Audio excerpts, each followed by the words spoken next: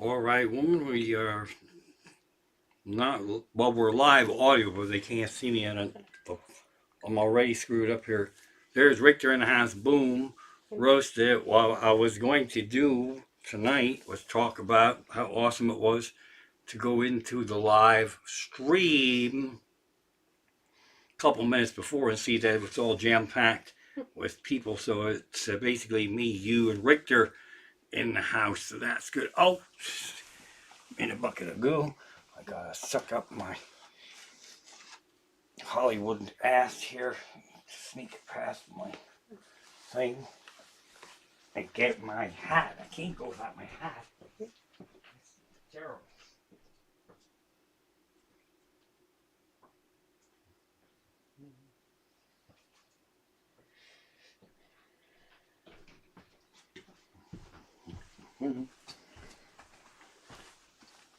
Sneaking back in. This will be on the replay if you'd have to stick around with this audio before I go live. That's a little embarrassing. Okay, here we go. 1, 2, 3. Boom.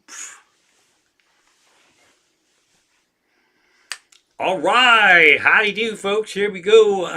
Venmo Comic streaming live from my comfy chair. I'm back to olden days of streaming. I can move around wherever I want. I'm in black and white tonight for reasons I couldn't tell you, and that's already caused some people that I know to be upset. How comes you're in black and white? I don't know. I feel like a fucking old TV set. I don't really know. I've got some shit going on here. I don't know why I bother with my iPad because that's a distraction even to me. And then, plus my Mrs. Comic is in the house. Lovely Mrs. Comic over here. There she is. She's waving hello to everybody. When shit happens in the chat, she tells me what's going on. So I'm back to cheater notes, which I use all the time anyway.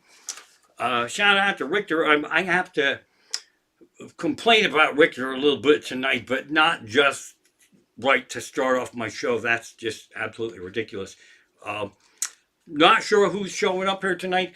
Again, I thank you for my Patreons, my unshunned. I'm trying to get more people over there, and doing these live streams and having them unlisted and private doesn't help me promote the Patreon.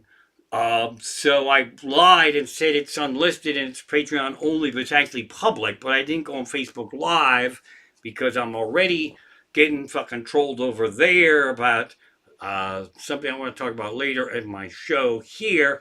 So I get myself settled down. Mary is in the Bearcat window. Mary has eaten. Actually, that's one of the reasons I moved over here. I believe Mary is more inclined to run through here like a nut if I'm here versus over there. And I absolutely believe that Mary can see Sparky flying around this thing because a couple times a day, a couple times a week, she will just look around and then she'll just fucking bolt. If that's a thing cats normally do, just look places and see nothing and then just fucking run upstairs, then I'm wrong about that. So let's see. Clee's sister's in the house. We wish her well. She had some health issues. Kevin Keller, I hope he's in the house. He's had some health issues. Richter's not right in the head. Me and him both have some not right in the head issues. So Terry B's in the house. See, here's the thing. I got 15 unshunned. Hey, you peckerheads got to stay healthy because, like, that's an okay number, but I'm probably about 1,000 unshunned Patreons away from being considered an actual Patreon within the Patreon market. So that's a bunch of happy horse shit there. I love yous. I love having yous. Thanks for tuning in here. No, we're not calling Crenshaw, but he might be watching. I don't really know. Well, everybody upset about being in black and white. I take the filter off, but I know that would go wrong. Couple of things here. Like I say, I am trying to get people on my Patreon. really don't know how to do it. Um, but I'm gonna keep it going. I mean, if it's the Sweet 15, like in the basketball or whatever the hell it is, pow, that's what we're gonna do. I'm very excited. I finally have reached a deal with the Emmaus Theater for July 29th, the BYOB show. Tickets would be going on sale for that. I don't know when. I don't have to do anything. That's the beauty of that. I don't have to sell tickets. I don't have to, and plus it's theater, so yeehaw for theater. Um, they've been really good to me. We just haven't been able to get our uh, dance tunes together, but we're locked. And that's not even the date I wanted. But old me would have gone postal and said, fuck you in a bucket of goo.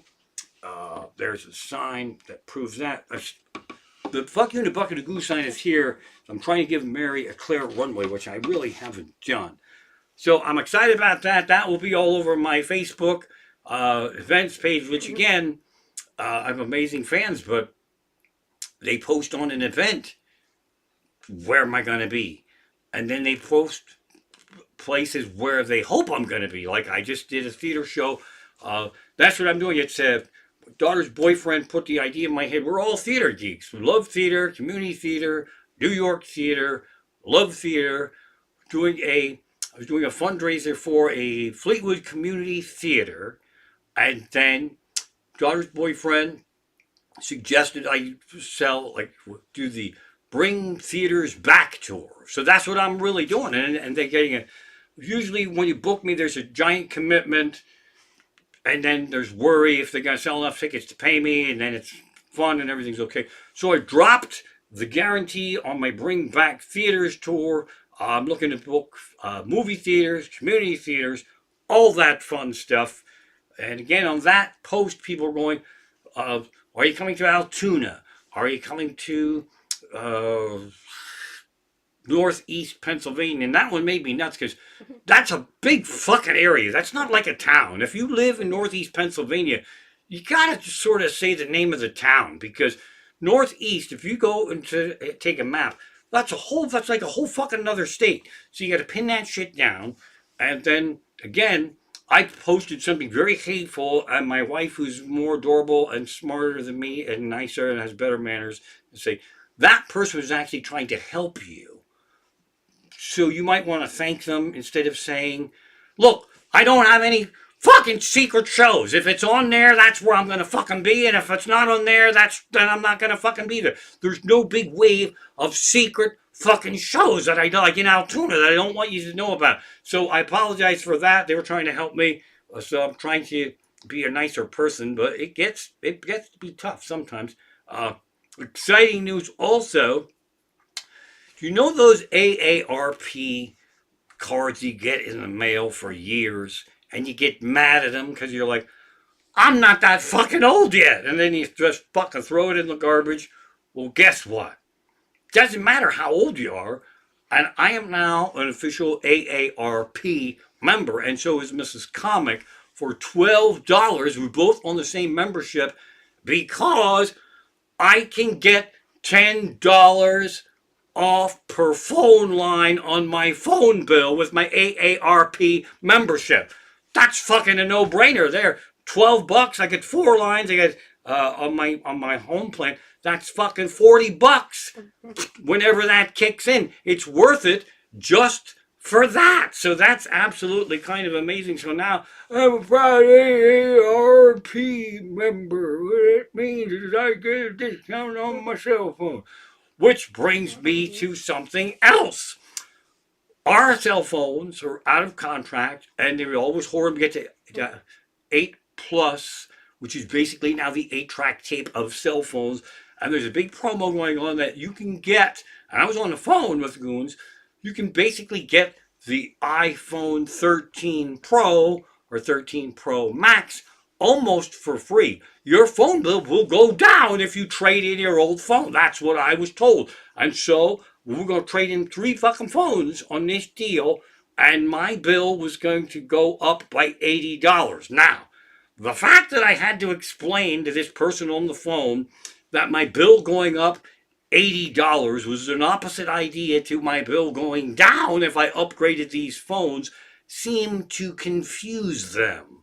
So I'm not upgrading the phone right now. But for one night, we were all excited. Oh boy, we're getting our tired old fucking elephant of a thing. Here's why. Here's why I maybe want to upgrade. I'll tell you this. You can do this. You grab your iPhone like this. I see if I can find it now that I want to find it. Oh yeah, go into settings, click on battery, and then click on battery health. Where is it? Let's see, battery health. Mine says call an ambulance for your phone right away. It's in critical care, and this is a thing that probably you shouldn't even touch it unless you have on a rubber suit and pinchers. So the idea of getting upgraded just for things to be fast was fun for a night till I figured out their idea of how money works and mine were completely different. So stay tuned for that. More exciting news. I hope I don't put a curse on myself. The Subaru windshield adventure appears to be over. They came against all better judgment of my thinking that I couldn't trust this fucker because the cocksuckers knocked the nozzle off to the windshield wiper nozzle, and the peckerheads who did it claimed they didn't, so I called their boss, which I didn't want to do, but they fucking forced me into it. He was awesome. He came out, he said, I'll do it, and then I got to go find this nozzle, and he came back, and he put that on. So, knock on wood, that saga is behind us, all right? So there's that. Now, let's get back to me. How my head works is this. See, I really have no reason to cut my hair ever. This mustache thing, that's high maintenance. If people think Amish, the mustache falls off as a birthright of being Amish, that's bullshit. That's high maintenance look right there.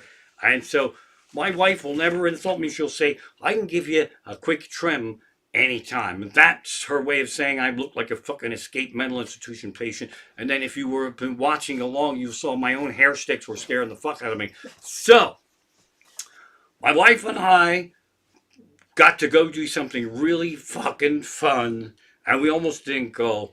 We went on Tuesday to New York City to see Sparks, the rock band who has been a band that we have loved as a couple since we met. And I'm going back to the late 70s. We've been Team Sparks. To be able to see them was impossible, much like seeing Iggy Pop was impossible. We saw Iggy Pop. It was phenomenal. I bought the tickets like a year ago, and they weren't that expensive. And the idea was always that if my career still sucked batshit balls, we'd sell the tickets and keep the money. I was really lying about that. And then our family was excited for, you guys are awesome, go, you're going to love, you have a great time. And I put everybody on a guilt trip. So our daughter, who's amazing as Hank, she said, you have to go. She bankrolled the gas and the tolls and the parking and all that stuff and was going to get us dinner on the town, but we just went in there. So I even knew this, and the timing to drive to New York is a thing. I'm very fucking good at it. Or I was, but I haven't been up there for like 2 years. So my brain, the trolls are going, hey, you haven't driven up. You used to drive up like 3 times a week, and you haven't been up in over 2 years. Maybe you can't drive up anymore. Maybe you'll lose your fucking mind and just drive off the fucking Pulaski Skyway. I don't fucking know. So I've got the timing down on going up there. And Waze, the app Waze is great because you can just scroll what time you would like to get there and what time you should leave. But the actual Waze app is slow in updating. I got ahead of myself on the story. So now, it's 3 o'clock Tuesday afternoon. I'm thinking we're going to leave by around 4:30.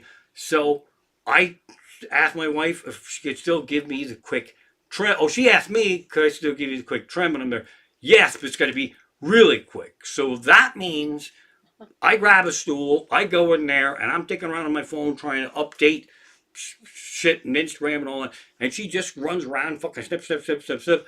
And then she asked me questions about how I want my hair cut, and I never answer her, so she just kind of wings it, because how the hell do I know? And I forget that she always trims my beard a little bit. Not much, but just a teeny tiny little bit. And then she was doing this, and I was completely oblivious to it. She could have given me a fucking curly, fine, and clean shave. I wouldn't have a fucking clue. So then she wants to know, rightly so, how I like it. Quick peek in the mirror. I'm fabulous. Let's go. So the whole New York day unfolds. We got back here around 12:30. Mary put us on a fucking guilt trip crying because we haven't abandoned her in that many hours. And then I went up to the bathroom and I looked in the bathroom mirror and I went, fuck! Some of my beard is missing, because really, like, it's about this 2 inches came off of here and it'll be back by next Tuesday. But I forgot because I was admiring, I do look mighty sexy with my new hairdo. What the fuck did my beard go? Where some of my beard is missing? Then I figured it out and everything was fine. And that actually really happens every time we go through this. So that was a big adventure there. Before I get to that adventure in Sparks, it's Bourbon Ball night. That's what's going on here. I've been vegetarian for 2 years, and I'm running out of options, so we order from this place in New York that supplies a restaurant up there. You can't read any of the shit on the website. You just kind of guess. That's how I wound up with that stupid fucking lobster that looked like lobster. So I'm expecting a new batch of like fake ham, and Mary loves fake meat. I'm getting ahead of myself here. Trolls, settle down. So I'm expecting this, and I always get a wild card pick, and they always suck, so I better learn my lesson. So the box arrives, and I rip it open, and it's not fake meat, right? Check this shit out. It's a bottle of fucking bourbon with a horseshoe on the bottom. You see that? This is Kentucky bourbon. I'm going to possibly sample it here tonight. It's Green River, and it's a DSP KY10. That means this came from one of the first distilleries in the state of Kentucky. I believe that's 10 different hillbillies that had a shootout to get to be on there. But I might sample this tonight. Now, it's possible the vegetarian meat people sent me this. But I'm not going to call up and complain and say, where's my beef balls when I got bourbon balls? So this is sort of like there's a mystery, awesome thank you out there in the world for this. I might sample this badass thing. But I usually do bourbon on the rocks, but I might hit this straight up because I don't like the flavor to get watered down and all that. Mary's in the front there. Mary's enjoying the one-way film where she can see shit out there and it can't see her. I'm going to smell this because I did crack the label, but I didn't even smell it right there.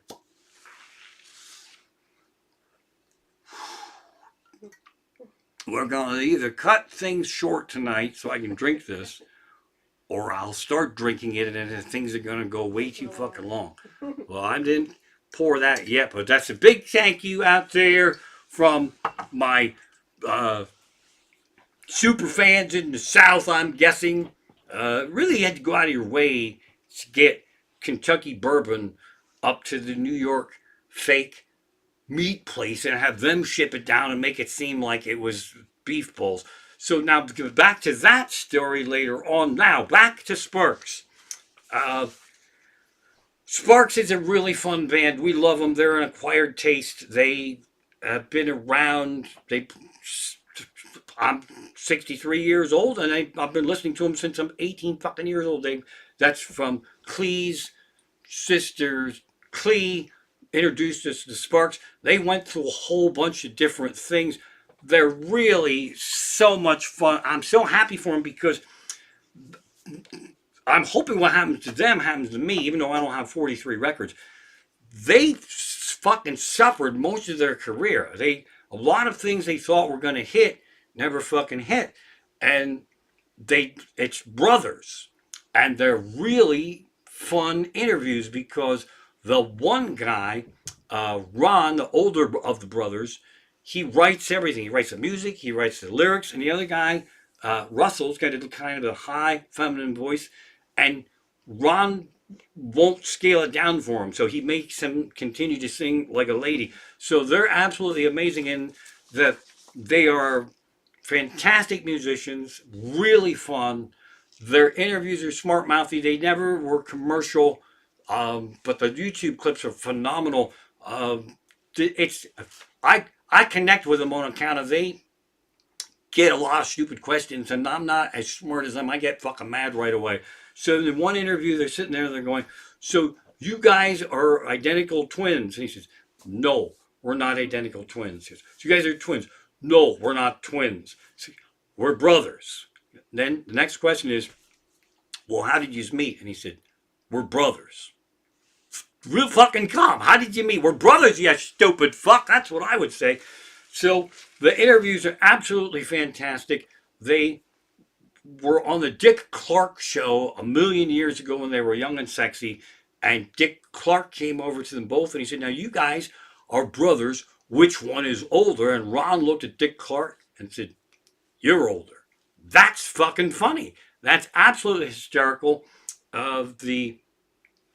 The story of their career is absolutely fantastic. I don't want to get too far into it, but they actually, Kraftwerk with the synth pop dance music and all that. Sparks did it first, and it's really one guy who wrote it and threw it out there. Ron Mayle, a scrawny little California kid who would have been bullied had he didn't have musical talent, and he rocked a teeny little Hitler mustache, and his brother Russell could almost have been a lady. That was their look, and it was fast and it was fun. And they quizzed him about the Hitler mustache, and so you get a little Hitler mustache.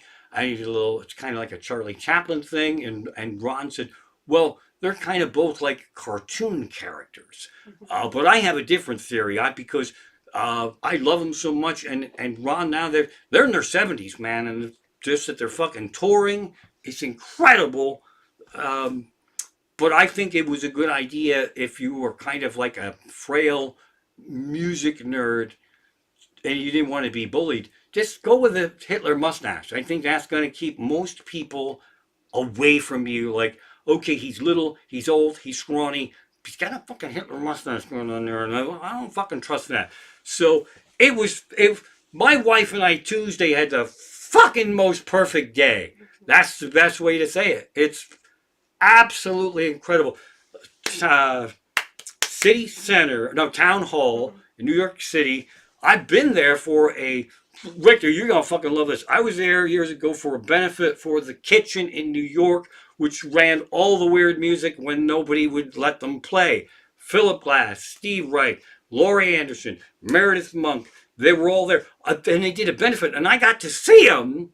That was one of those deals where my wife and daughter were going to come along, but either our daughter was sick or they're both sick. So they cheered me on. They said, "Just fucking go." So I went. That's where I gave the B-52 guy whiplash when he fucking rubbernecked my head at that fucking event. So I feel really connected to that. And to see Sparks up there, they do the most amazing thing. No opening act. They just fucking come out and they play their 23 songs.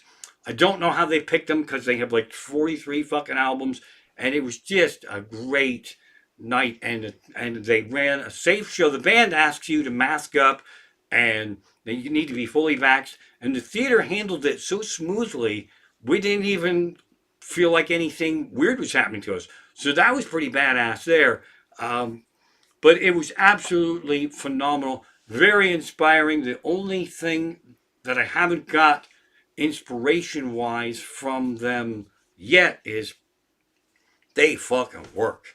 My God, they live together. They get up and they write music all fucking day, every fucking day, and they do it their fucking way.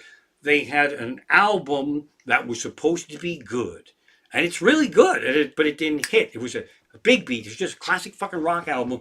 And then they were good at trying shit when people were trying to help them, wanted to help them, and they said, okay, this didn't hit the way we thought it would hit, but we have an idea. If you go to England and get a British band to back you up, people will think you're a British band, and then they will be more accepting of the Hitler mustache and the ladylike things. And it fucking worked for a while. They were like, oh, it's a British band. No, it's two guys from fucking California that went and got, so that whole thing went on. They did Kraftwerk music before Kraftwerk, and then when shit went wrong, they had a lot of different styles of music. When shit went wrong, they just did the coolest thing. They just said, fuck it, we're going home. So before they hit their dance synth pop stage, the record producer said to them, you guys should do music you can dance to. And because they are smart mouthing, this is why I love them, they released an album called Music You Can Dance To, right? And that's what the song is. Music You Could Dance To. And they're very repetitious. Holy fuck! That's MC in the house. That's very nice. Crenshaw. I know that's Crenshaw. Okay. My wife goes, that's Crenshaw. I was trying to keep him a secret as a donor, but Crenshaw, in with the $50. That's fucking badass. So, the record company was very unhappy with being mocked by an album called Music You Can Dance To, because they yelled at them, said you need music you can dance to. So that was their last thing. Then another one, they were supposed to do a music video to promote the album. It might have been the same guy. And they didn't give them any budget. So they went on TV and they got cardboard things and they cut out cardboard things and put their heads in it. That didn't do them much good at all. Amazing sense of humor. One more great Spark story, and then I'll move on to the rest of the night here. They wanted to, they were going to do a film with, what's the guy's name? Fucking huge. The Nightmare Before Christmas. Tim Burton. Crenshaw. I'm talking to you. Big breaks, right? They were working on doing music for a film, Tim Burton. And that means their lives would change. And they would be fantastic. And he fucking bailed out on them.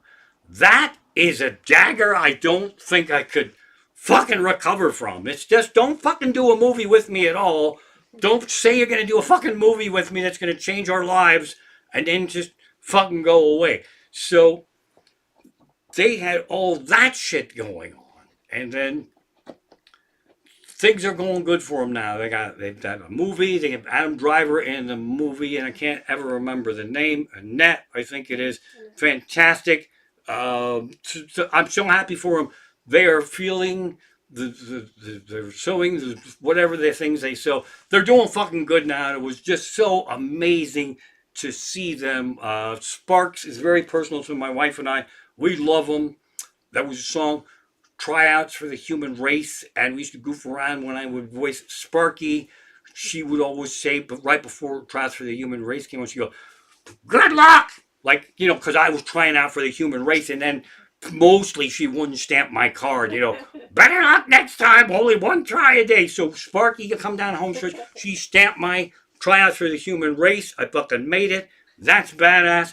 I think there was another, I know what was funny is when the Sparks, they would try something weird, like streaming live from their home, but not their home, and then it wouldn't work, and then they'd just say, fuck it, and they'd go home. So the British band loved playing with them, but that didn't really work as well as they thought it would either, so they just fucking went home without the British band. I think bands probably think that they'll just play forever.